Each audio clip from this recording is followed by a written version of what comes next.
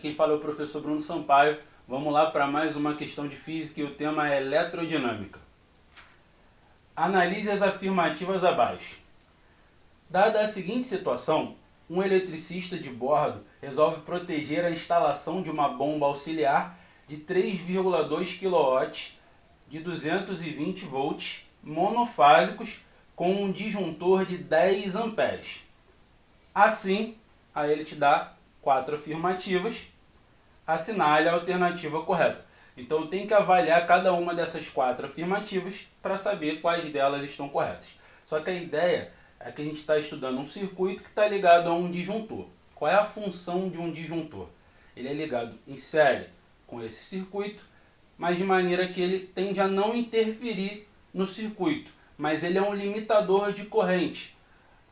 A corrente que ele possui como especificação é o máximo que pode passar por ele. Quando você tem uma corrente maior do que ela, o disjuntor desarma para proteger o equipamento que está ligado ali. E no caso a gente ligou a um disjuntor de 10 amperes. O que a gente vai avaliar é se isso é suficiente para proteger o circuito.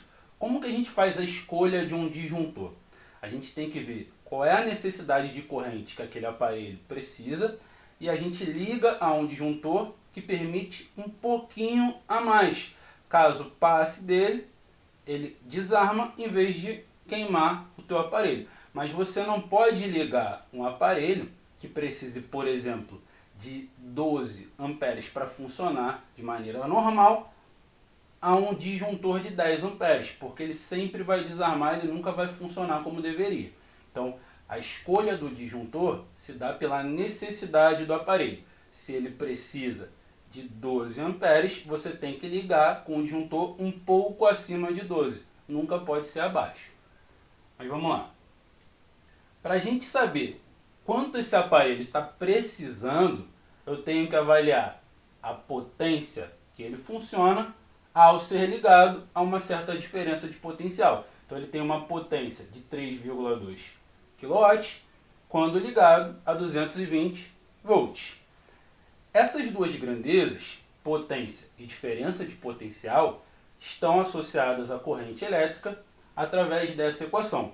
Potência é igual a diferença de potencial vezes a corrente, onde a gente está avaliando a corrente no caso. Então, para a gente descobrir a corrente, a gente vai precisar deixá-la isolada. Basta a gente pegar o U que estava multiplicando ela e passar para o outro lado, dividindo. Então, para descobrir a intensidade da corrente, é dividir a potência pela diferença de potencial, onde a gente tem esses dois valores.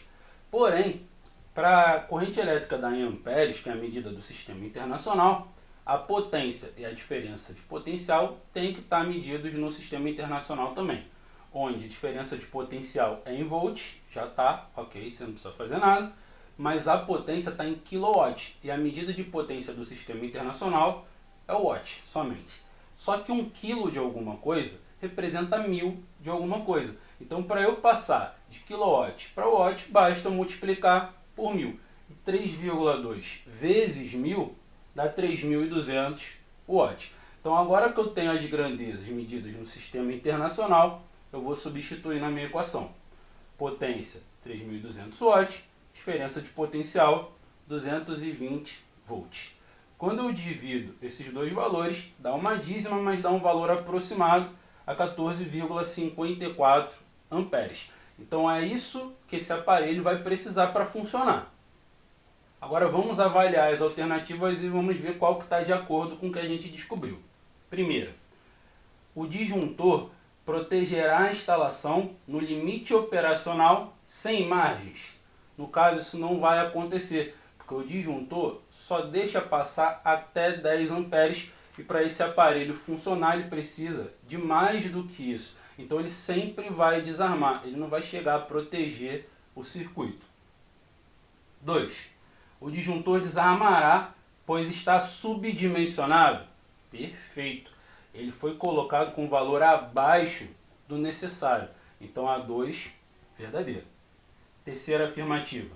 O eletricista deveria ter escolhido um disjuntor de 15 amperes. Perfeito também. Porque se o disjuntor for de 15 amperes, é um pouco acima do que esse aparelho necessita para funcionar. Então ele vai funcionar e proteger o circuito. Caso a corrente aumente, né, mais do que o necessário para o seu funcionamento ideal, o disjuntor vai e desarma. Então até agora 2 a 3 verdadeiras. Quarta afirmativa, é impossível dimensionar o disjuntor. Tanto não é impossível que nós descobrimos que tem que ser um disjuntor um pouco acima de 14,54 amperes. Então a quarta está errada. Então o nosso gabarito é a alternativa que trata que o 2 e o 3 são afirmativas verdadeiras. Nosso gabarito está na letra B.